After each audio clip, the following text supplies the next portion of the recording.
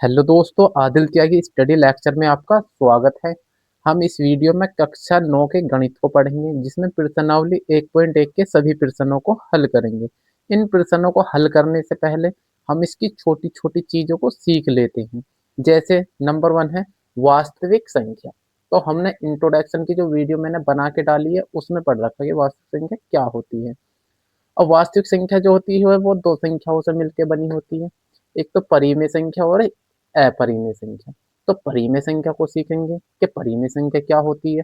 तो परिमेय संख्या वो होती है जिसको हम पी बटा क्यू के रूप में लिख सकते हैं। ठीक है, जैसे हमने लिखे 3/7, 5/4, -3/9। ये सब क्या है? परिमेय संख्या है। अपरिमेय क्या होती है? अपरिमेय होती है जैसे हमने कहीं पे लिख दिया √2, √3, √5, पाई। ये सब क्या है? अपरिमेय संख्या है। अब परिमेय संख्या आपको पता लग गया होगा। अब सीखते हैं हम प्राकृत संख्या। तो परिमेय संख्या ये सब प्राकृतिक संख्या, पूर्ण संख्या, पूर्णांक, ये सब कैसी होती हैं? ये सब परिमेय संख्या ही होती हैं। अब आपके दिमाग में ये क्वेश्चन आ रहा होगा कि सर प्राकृत संख्या क्या होती है। तो हमने इंट्रोडक्शन की वीडियो में ये सब पढ़ रखा है, मैं इसमें फिर भी बता रहा हूँ। तो प्राकृत संख्या क्या होती है? वे संख्या जो एक से शुरू होती है, जैसे 1, 2, 3, 4, 5, फिर डॉट डॉट और अनंत तक जाती हैं या अनंत तक समाप्त होती है, उन्हें हम प्राकृत संख्या कहते हैं। अब आपके दिमाग में ये क्वेश्चन आ रहा होगा, ये परिमेय कैसे हुई? परिमेय संख्या बता रहा हूँ ना मैं, ये सारी तीनों परिमेय संख्या है। तो दिमाग में मैंने वो पता है परिमेय संख्या जो पी बटे क्यू के रूप में लिख सकते हो। तो ये तो बटे में ऐसा है नहीं, तो ये बटे में है। तो बटे में कैसे है? जैसे मैंने कोई संख्या 5 ले ली, ठीक है। अब 5 के बटे में 1 लिख सकता हूँ मैं। क्यों? अगर मैं 5 को भाग करूँ 1 से, देखो 1 का पहाड़ा तो याद ही होगा, जैसे 1, 2, 3, 4, 5, 6, 7, 8, 9, 10, 11, 12, ये सब क्या है? 1 का पहाड़ा है। अब 1 का पहाड़ा 5 बार पढ़ेंगे तो 1 पंजे 5, तो कुछ नहीं बचा। तो 5 मतलब 1/5 का मतलब 5 ही होता है। तो कितना आया आंसर हमारा? 5। तो ये सब प्राकृतिक संख्या भी परिमेय संख्या है। ठीक है, आ गया समझ में। अब आते हैं पूर्ण संख्या। तो पूर्ण संख्या भी पढ़ी थी हमने, जो जीरो से शुरू होती है। ठीक है, जो जीरो से शुरू होती है अनंत पे समाप्त होती हैं, उनको क्या कहते हैं? हम पूर्ण संख्या कहते हैं। अब फिर दिमाग में आ रहा होगा तो ये परिमेय कैसे हुई? तो बेटा ये भी परिमेय संख्या है। जैसे हम सब जीरो ले लिया मैंने, क्या जीरो के बटे में मैं 1 लिख सकता हूँ? लिख सकता हूँ, बिल्कुल लिख सकता हूँ। सबके बटे में 1 होता है। अगर फिर भी कोई दिक्कत आ रही है आपको समझने में, तो इंट्रोडक्शन की वीडियो देख लो जाके। तो 0/1 भी क्या है? परिमेय संख्या है। अभी बताया मैंने, जैसे जीरो को हम 1 से भाग करेंगे तो जीरो, तो आंसर कितना आएगा हमारा? जीरो ही आएगा। तो 0/1 लिख सकते हैं। ठीक है, कर लेंगे जी। तो ये भी क्या है? परिमेय संख्या है। पूर्ण संख्या। अब पूर्ण संख्या क्या होती है? इसमें बेटा 0, 1, 2, 3 डॉट डॉट ये सब होते हैं, और इनके माइनस के भी होते हैं। ठीक है, ये प्लस के भी होते हैं और माइनस के भी होते हैं। ये भी सब क्या है? परिमेय संख्या है। जैसे मैंने माइनस के 7/2 ले लिया, तो ये क्या परिमेय संख्या है? हाँ, ये भी परिमेय संख्या है।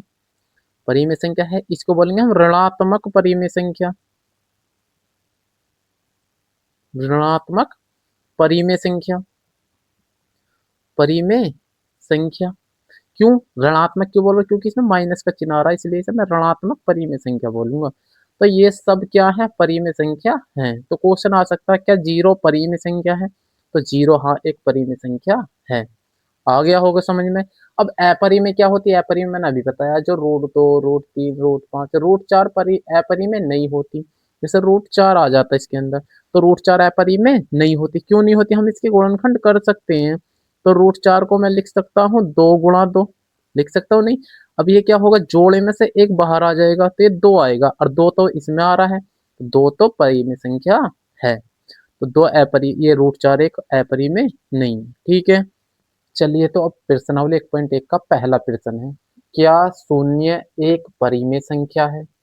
क्या इसे आप p बटे q के रूप में लिख सकते हैं, जहां p और q पूर्णांक है और q बराबर 0 के नहीं है? बताइए, शून्य क्या है? शून्य क्या है? एक पूर्ण संख्या है। और अभी हमने पढ़ा था कि शून्य को p बटे q के रूप में लिख सकते हैं। और ये सारी क्या है, प्राकृत, पूर्ण संख्या, पूर्णांक, ये सारी तीनों क्या है, परिमेय संख्या है। पढ़ा था नहीं अभी? तो हम इन्हें p बटे q के रूप में लिख सकते हैं। तो इसका आंसर लिखेंगे, ये कह रहा है पहला, क्या शून्य एक परिमेय संख्या है? तो इसका उत्तर लिखेंगे हाँ। क्या लिखेंगे? हाँ लिखेंगे। हाँ, शून्य एक परिमेय संख्या है। हाँ, शून्य एक परिमेय परिमेय संख्या संख्या है। आगे क्या कह रहा है, क्या इसे आप p बटे q के रूप में लिख सकते हैं? तो लिखेंगे हाँ, हम इसे p बटे q के रूप में लिख सकते हैं। हाँ, हम इसे p बटे q के रूप में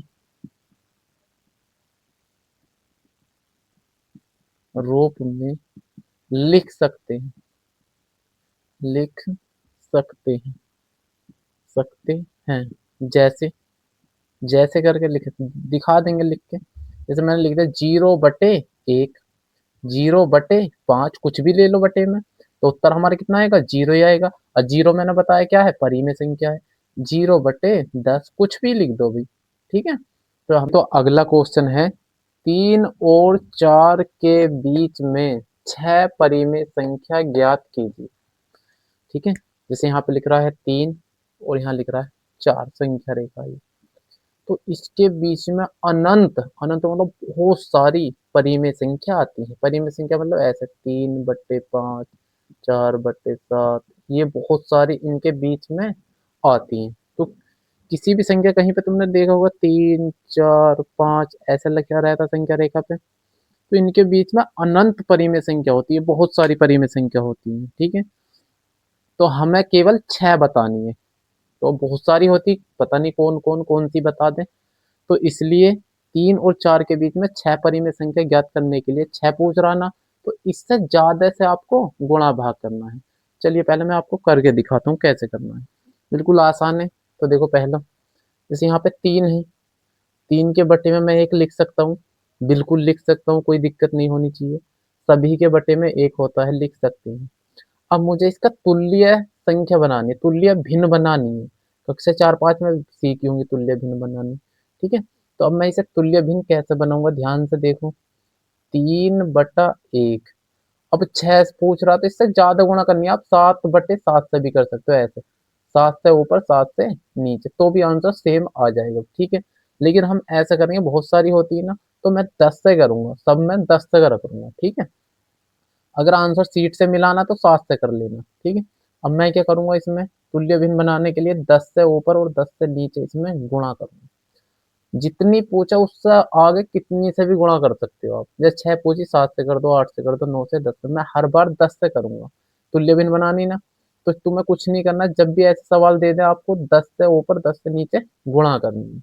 अब देखो, जब भी गुणा का निशान आ जाए बीच में, जैसे इन दोनों के बीच में 10, ये गुणा का निशान है, तो ऊपर तो ऊपर वालों की गुणा होगी, नीचे नीचे वालों की। 3 की जब मैं 10 में करूंगा तो 30 बन जाएगा, 3 धाम 30।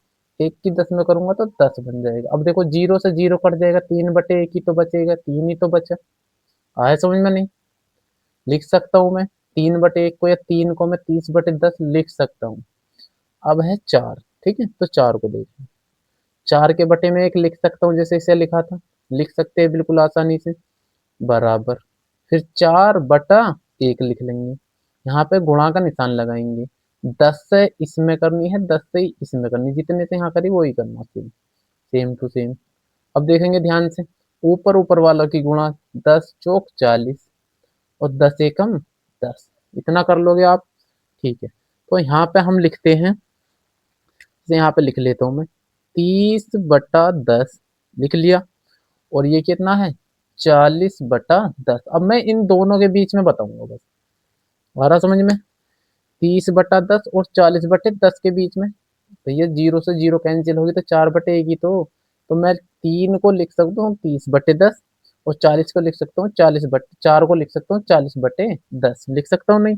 अब इनके बीच में मुझे परिमेय संख्या बतानी है 6। देखो 30/10 है, 30 से आगे कितना आएगा, 31/10 आएगा। फिर इससे आगे कितना आएगा, 32/10 आएगा। फिर कितना आएगा? 33/10 आएगा। फिर कितना आएगा? 34/10 आएगा। फिर 35/10 आएगा। फिर 36/10 आएगा। फिर 37/10 आएगा। फिर 38/10 आएगा। फिर 39/10 आएगा। और फिर ये आएगा 40/10। ये तो आएगा 40/10। तो आपको कुछ नहीं लिखनी, केवल 6 लिखनी है बीच की। ठीक है, तो 6 बतानी ना हमें, तो 6 हम ये वाली बता देंगे। बस ये ही आंसर है जो मैंने ये लिखा है। यही मेरा आंसर है, 6 बतानी है, 1 2 3 4 5 6। ठीक है, केवल ये बता दियो, यही आंसर है। आगे समझ में। अब करते हैं इसका नेक्स्ट क्वेश्चन। कह रहा है 3/5 और 4/5 के बीच में 5 परिमेय संख्या ज्ञात कीजिए।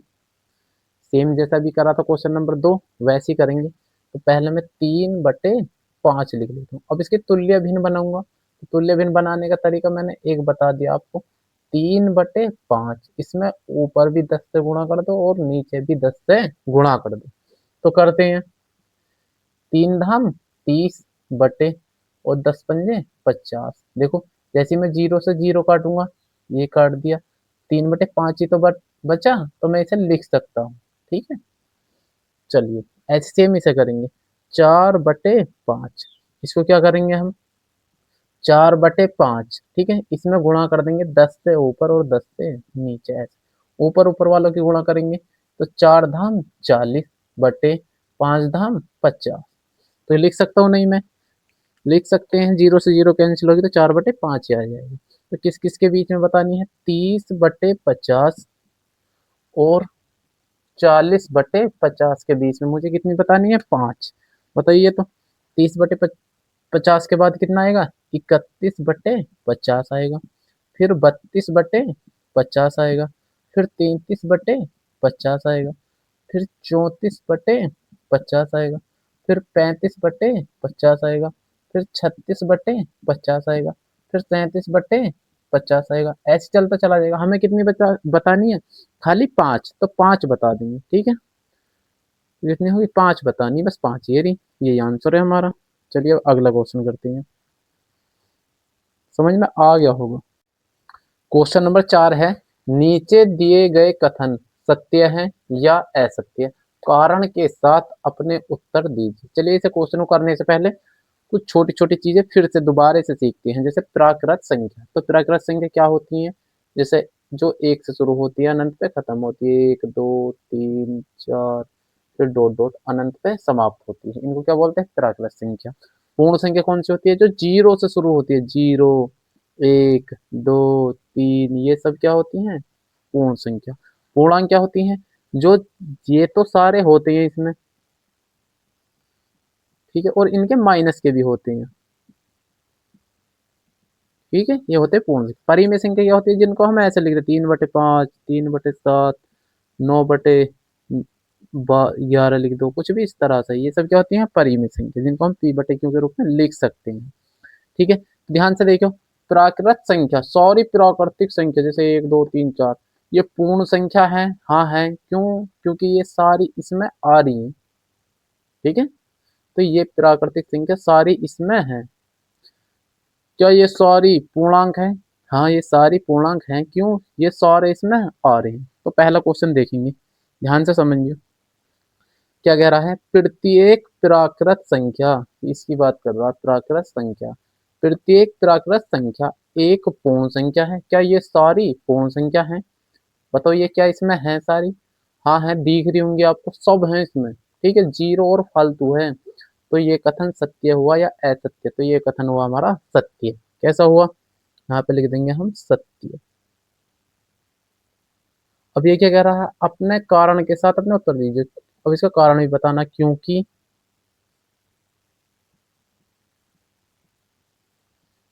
क्योंकि पूर्ण संख्या,